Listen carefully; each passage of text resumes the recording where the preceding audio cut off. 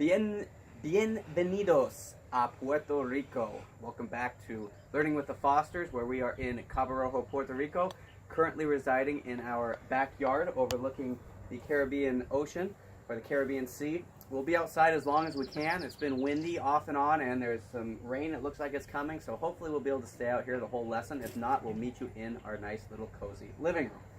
But today we're going to continue our discussion looking at real numbers via the real number line. Today we're going to look specifically at what we call intervals, or portions of the real number line. Or we could say subsets of the real number line. So intervals we can loosely state as sets of real numbers corresponding geometrically to line segments or rays. Well, let's informally refresh ourselves what we mean by geometrically line segments or rays. Geometrically, we looked at the real numbers in terms of a line. Now remember, these arrows at the end are one way to denote that this line continues how far in the positive direction, now that we have some direction established with the line. Very good. Infinitely far. And it also extends infinitely far in the negative direction. Again, we've established some directional scope on this. So if this is a line geometrically, a portion of a line, say this point to this point, is what we call a line segment. And that's about as formal as we'll get today for our purposes here. So we're looking at, if this is the real number line, we are looking at line segments, portions of the real of the number line, excuse me. We'll notice there's a beginning and an end. Although I hope by the time you get through the homework, that statement will mean a little bit more to you. We'll also look at rays, or the real numbers corresponding to line segments, portion of the real number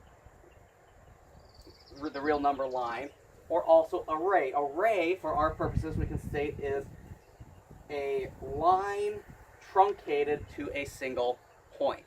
So in other words, it extends infinitely far in one direction. For this example, we're simply going in the right direction or the positive direction, but it could just as well look something like this. One endpoint that extends the other way infinitely far. So what would that look like in terms of the real numbers? Remember, we were corresponding the real numbers to points on the real number line. This is our goal, this is our task, that our topic that we'll be looking at today. And again, we're referring to them as intervals, and that is a word that we use in many other contexts that mean more or less the same type of thing. So we'll look at two types of intervals today: an open interval and a closed interval. An open interval we could write as A is less than B. Well, what would that statement mean? A is less than B. Our interval is containing all of the numbers between point A and point B. We'll look at that graphically down here. So let me read that again. A is less than B. So an open interval would be all of the numbers between A and B, or all of the points between A and B. Remember, the numbers are corresponding to the points. So we can write this in a certain notation. That's called interval notation. These parentheses indicate that it is an open interval. Parentheses are 2 points in which set the boundaries. So this represents all of the numbers between A and B. We could write this as a set description using our set builder notation. We could say the interval notation AB is equal to the set of all elements X, such that X is between A and B, or A is less than X and X is less than B. Remember, we kind of briefly looked at that in the homework in the last lesson, or a few previous lessons.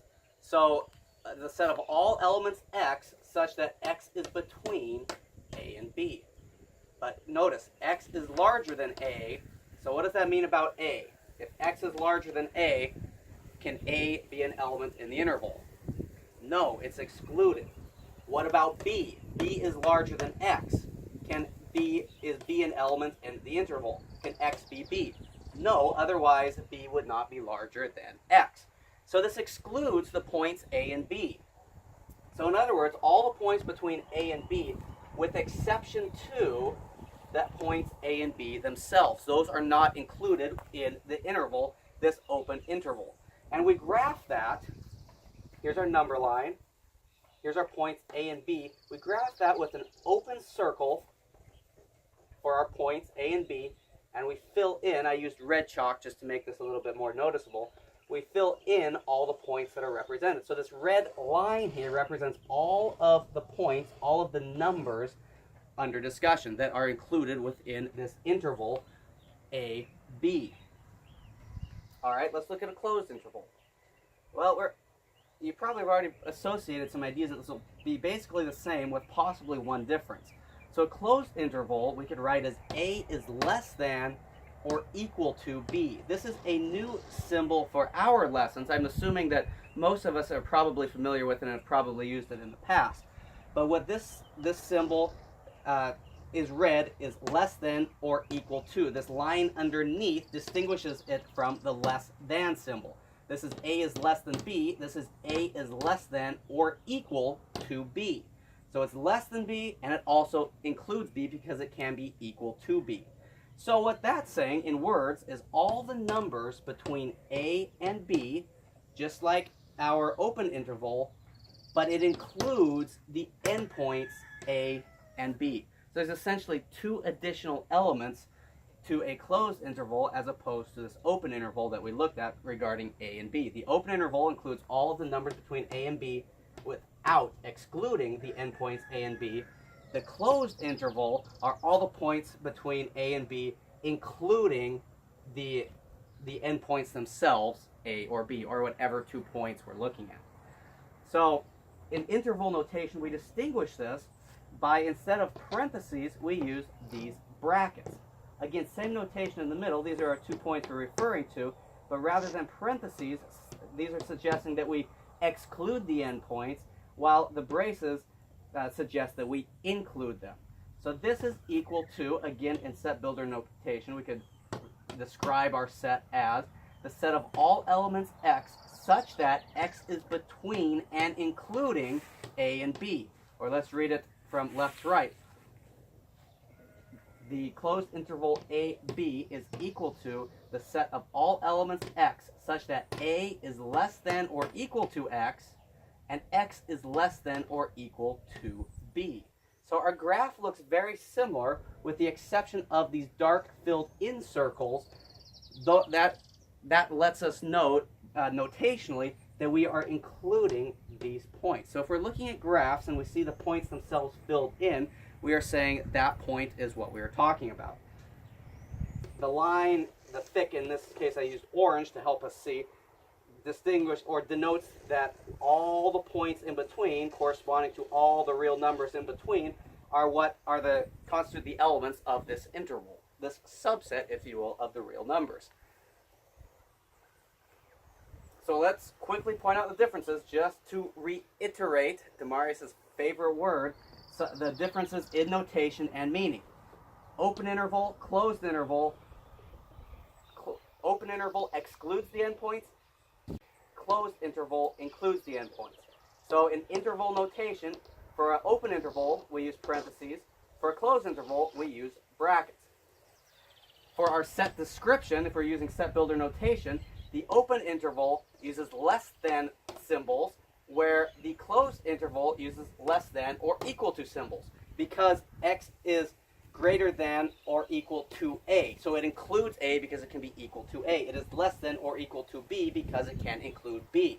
And the graphs, the difference is between the points for an open interval, the points, the endpoints, are not colored in. They are left open to indicate that they are not included within the interval. With the closed interval, the points are filled in, indicating that they are included in the interval under discussion. So just a little note here. Inequalities are statements involving these type of relational symbols. Less than, greater than, less than or equal to, and greater than or equal to. That's all that we'll use right now. We'll have more to say about inequalities in the future in this course, but for right now, I just want to kind of throw out that word. Again, a word probably most of us are familiar with. It will simply state them as statements involving the less than, the greater than, the less than or equal to, and the greater than equal to symbol. Okay, we just looked at closed and open intervals. namely the open interval AB and the closed interval AB. We looked at the set description, the interval notation, and the graph. Let's look at some other general intervals in terms of the interval notation, the set description, and particularly the graph to see what they look like. So how about the interval A, and what does this sideways 8 looking little symbol mean? Yeah, this symbol stands for infinity. Now this is not a number. This is not saying the point A and the point infinity. That actually doesn't quite make sense. What this is saying is, rather than B, a definite point, all the points extending infinitely far. So if we start at point A, this is the interval starting at point A, although not including point A, and all of the numbers, all of the points extending infinitely far in the B or the positive direction. Does that make sense? Let's look at that again. If we're looking at the point, this is the interval from point A, but not including A, extending all the way in infinitely far into the positive direction. So we can write that in set builder notation or set description as the set of all elements X such that A is less than X, or X is greater than A. So all of the points, not including A, all of the points that are greater than A. This is the set of all elements X. Again, our X is being defined as greater than A. Not equal to A, but greater than A. So our graph would look something like this. Rather than a segment that we've been looking at, we have now a geometric ray. So remember, in red, that's representing all of our points X that constitute this set, our interval, all points X that are greater than A. So if this is A, we have an open circle denoting that A is not included, but it includes all the points that are greater than A, extending infinitely far into the positive direction. Well, let's look at a similar scenario, but in this time, let's include the point A. So we have the interval from A including A extending infinitely far in the positive direction. Well, again, we could write that as the set of all elements X such that A is less than or equal to X, or X is greater than or equal to A. So all the points, including A, extending infinitely far in the positive direction. So our graph looks essentially the same with the exception of the inclusion of A. And again, remember that's denoted with the circle filled in.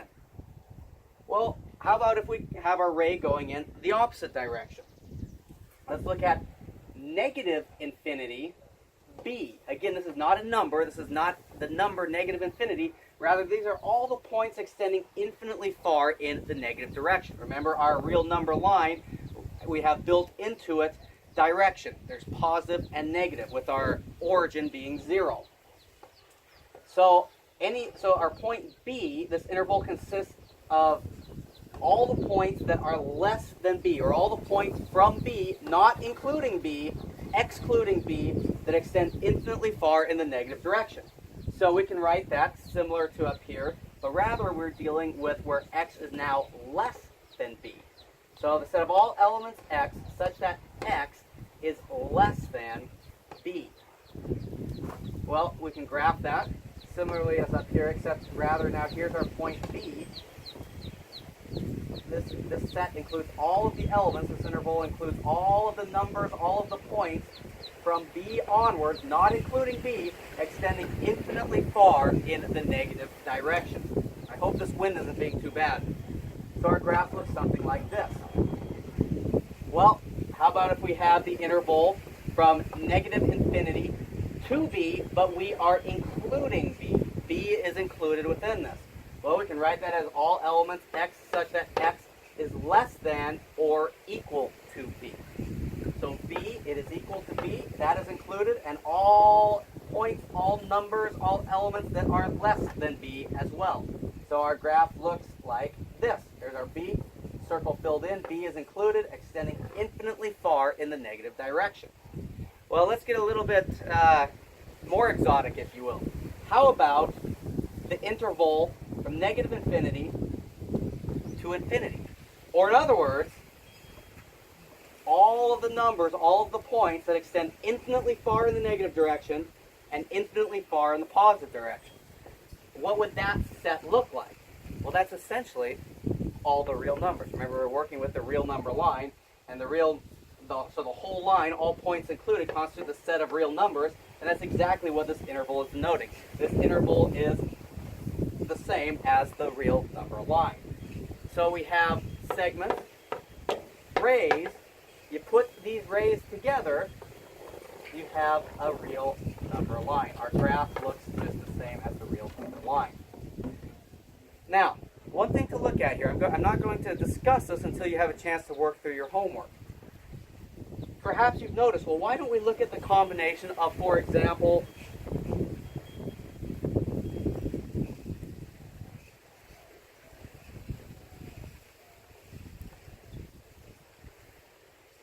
something like this,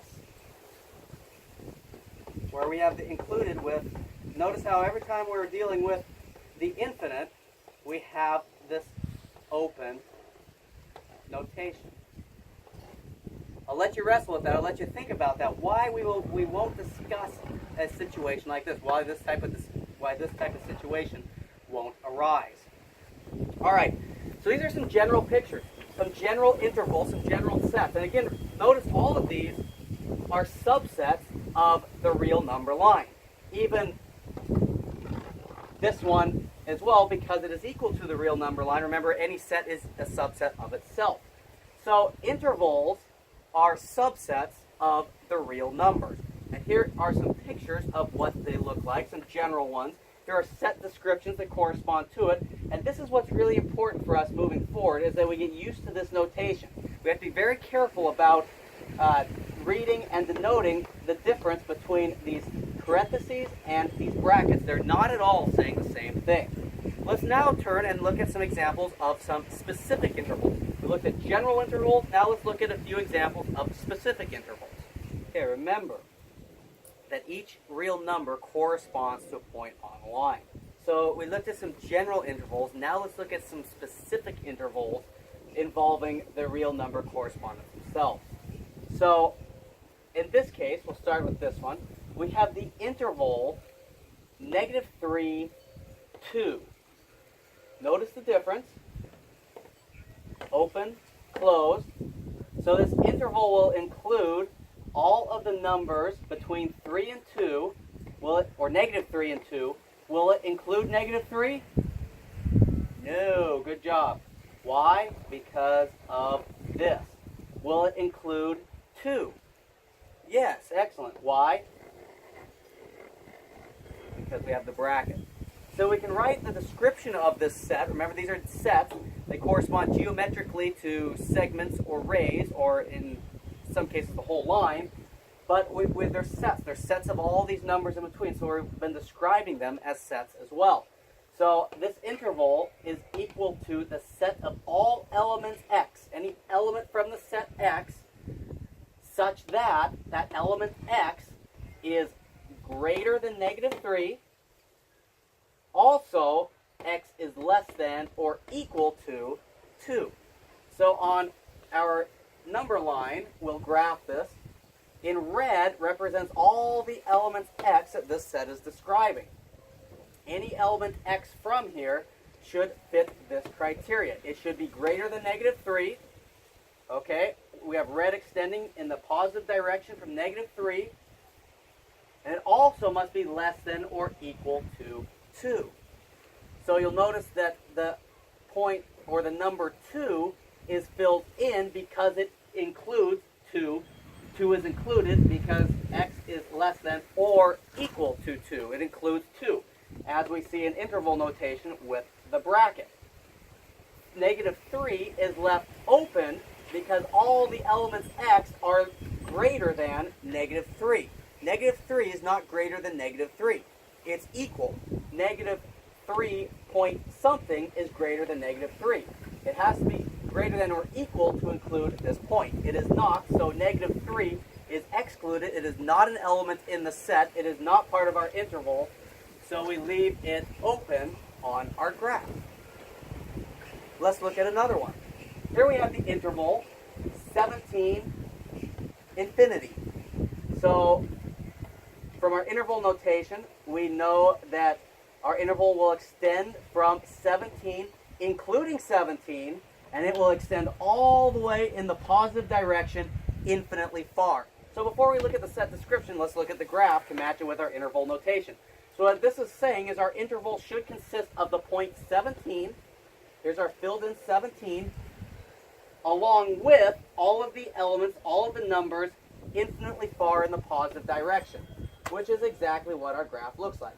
Our interval is number 17, and all other real numbers infinitely far in the positive direction. We can describe this set as the set of all elements x such that 17 is less than or equal to x. Is 17 less than or equal to x? Well, it is equal to, and everything less than that, so 17 is less than or equal to x. X is greater than or equal to 17. Here, all of our x's are greater than or equal to 17.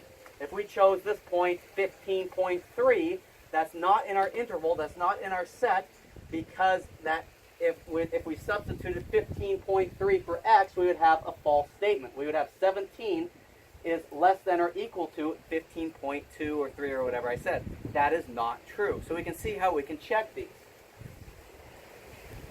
Let's look at this one. Here we have the interval extending from negative infinity to negative 7.4. So all of the elements extending infinitely far in the negative direction up to negative 7 over 4, a rational number. Do we include negative 7/4? No, it's not included, as our parentheses demonstrate. All of the numbers up to, but not including, not equal to negative 7/4. So again, our graph geometrically should look something like this, array extending in the negative direction. All elements x such that x is less than or equal, or excuse me, set of all elements x such that x is less than negative 7 over 4. So if this is negative 7 over 4, this interval consists of all elements x that are less than negative 7 over 4. So remember, less than will be to the left. So all elements, all points, all numbers to the left in the negative direction of negative 7/4 constitute our set, which is precisely what our graph demonstrates. Remember, all points, all numbers in red are what make up this interval. Let's look at one more. How about the interval pi? Remember, pi we're using it as a constant to stand for the ratio of the circumference to the diameter of a circle, an irrational number. So the interval from pi to 7 repeated 8, a rational number. Remember, all these are subsets of the real numbers. What would that interval look like? Well, notice we include pi, we exclude 7.8 repeated. So our interval should consist of all the numbers between pi, including pi, to 7.8 repeated, but not including 7.8 repeated. That is excluded. All the numbers up to it, but not 7.8 repeated itself. So we can describe that as a set of all elements x, such that pi is less than or equal to x, which is less than 7.8 repeated. Or in other words, x is in all the elements in between pi and 7.8 repeated and equal to pi. So including pi, excluding 7.8 repeated. All right. It's important to keep in mind that these are all sets. Geometrically, they're all segments or rays. They're all intervals of numbers. So we've talked about sets before, and before I move on, all these intervals are also subsets of what? Well, geometrically, the segments and the rays are portions of, or subsets, geometric subsets of the line, the real numbers. Remember, that line corresponds to, all the points on the line correspond to the real numbers. So these intervals are subsets of the real numbers. Now, what can we do with sets? Let's have a little fun with sets. Okay, because we're dealing with sets, let's look at some set operations on some intervals. So for example, let's look at this interval, interval 1, the open interval between 4 and 8. Let's take that and find the intersection with the interval, the closed interval, -1 to 6. So we want to be able to express this in really 3 different ways. We want to be able to describe the set, or in other words, in some form that is equal to the set of all elements x such that. We want to be able to describe it in interval notation, something like this. And we also want to be able to describe it geometrically or graphically. So let's work through this and see what the intersection of these 2 intervals are. In this case, we're going to start looking at this geometrically and work from there. So here we have the real number line. Let's take this one at a time. We have to figure out all the elements contained in this set. Remember, that's a set. It's an interval. So let's graph this first of all, and so we can have a visual image of what's going on. So how would we graph the set 4, 8, the interval 4, 8? Well, that's not too bad. We just have to figure out where 4 and 8 are. Here's 4. Here's 8. The interval are all the points, all the numbers in between, but not including 4, 8, right? Parentheses, not brackets. So we're not including 4 and 8 in this interval, in this set. So we'll color this interval in red. So we're not including 4, we're not including 8, but all the points in between constitute this interval. Not too bad. Let's look at this interval. Let's graph it on the same line, the same real number line. So we have the interval between -1 and 6. So if this is 4 and this is 8, 6 would be about right here. -1 would be about right here. We'll color this one in orange. So this interval would consist of all of the numbers, all of the points, all of the elements from -1, including -1, so we color it in, to 6, including 6, all the points between that. We can color in orange. All right, we see some overlap, we see some uniqueness, we see that these numbers are exclusive to our orange interval. These numbers are exclusive or unique to our red interval. We see that these numbers are common to both. Well, let's review. What was the intersection? That was all the elements common between the 2 respective sets, right? So with our picture, this portion would represent the union between these 2 sets. So let's write that. Let's first write that in interval notation. We would have our interval would start with 4, but would it include 4? No, it wouldn't. So we'd use parentheses, 4, and it extends all the way to 6. Does it include 6? Well, yes, it does. So here is our interval notation for the union between these 2 intervals. The interval from 4 to 6, excluding 4, but including 6. Before we move on to our set description, let's graph this, just the intersection part. So on our interval consists of 4 and 6. We can use yellow, not including 4, but including 6.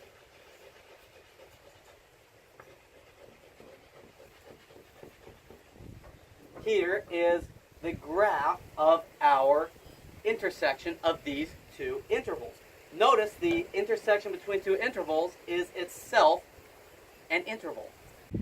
So when it comes to describing our set, let's remember what the intersection is. Let's just write this one piece at a time and simplify later.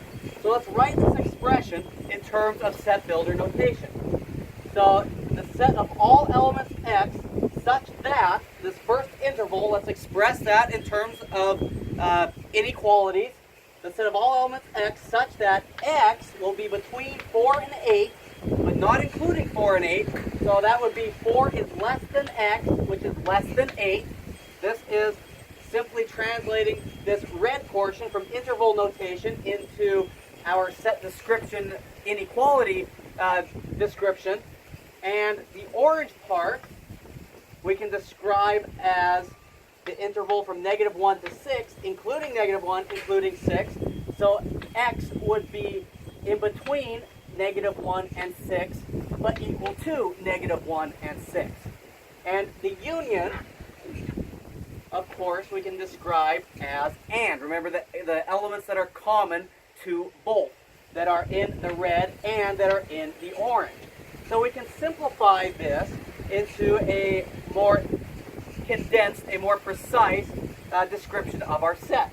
Namely, this intersection is equal to the set of all elements x such that 4 is less than x, which is less than or equal to 6. Or in other words, the interval are all the elements x in between 4 and 6, including 6, but not including 4, which is precisely what our interval notation we came up with just a few moments ago says likewise. These are equivalent statements.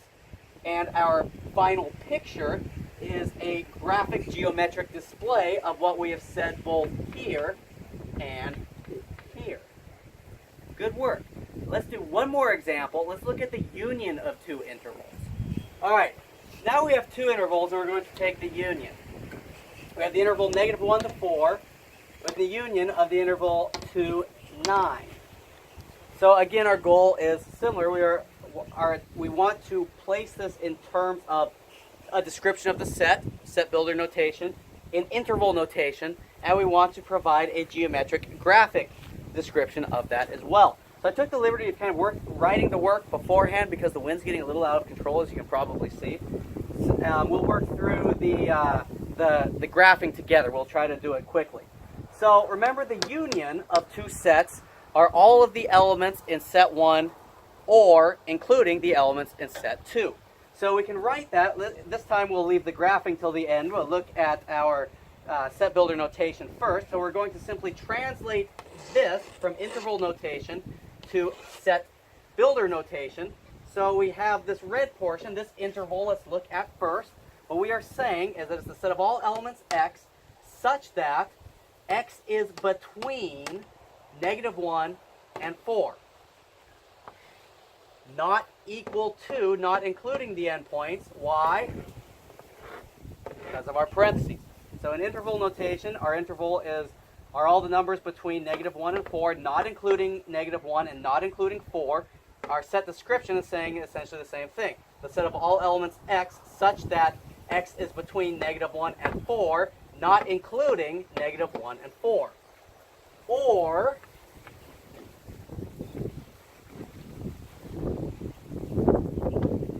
x is also in between 2 and 9, but it includes the endpoints 2 and 9.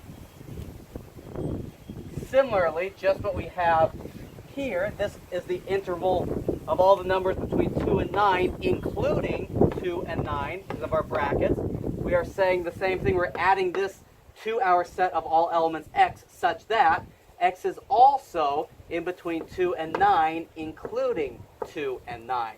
So let's simplify this more condensed.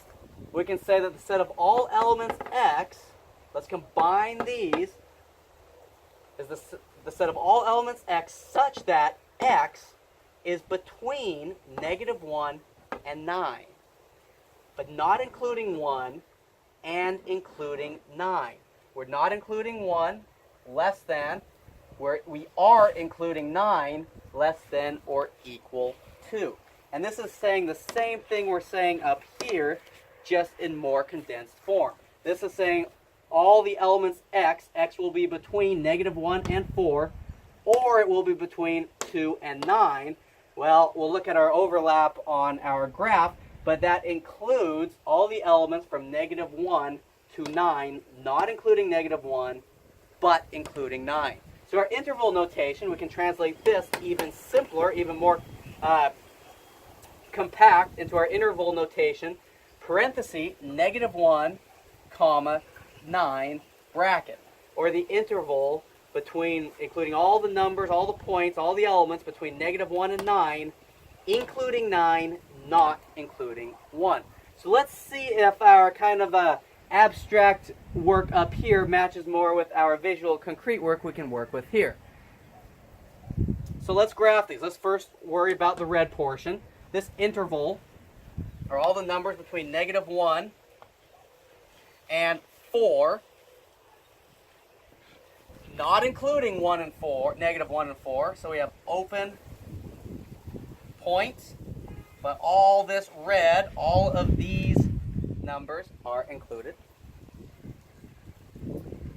Okay, and now the orange, this interval, are all of the elements, all of the numbers, all of the points between 2 and 9. If this is 4, this has got to be about 2, 9 out here somewhere. But we include 2 and 9.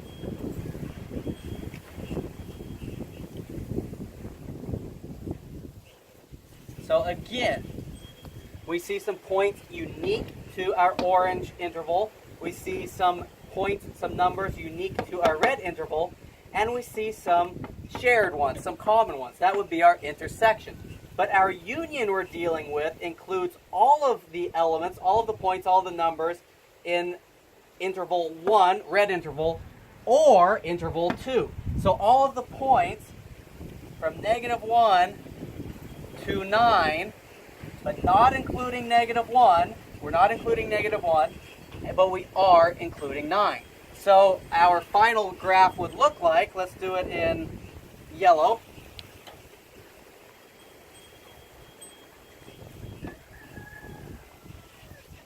-1 to 9. We are not including -1. We are including 9. And all of the numbers, all of the points, all of the elements in between.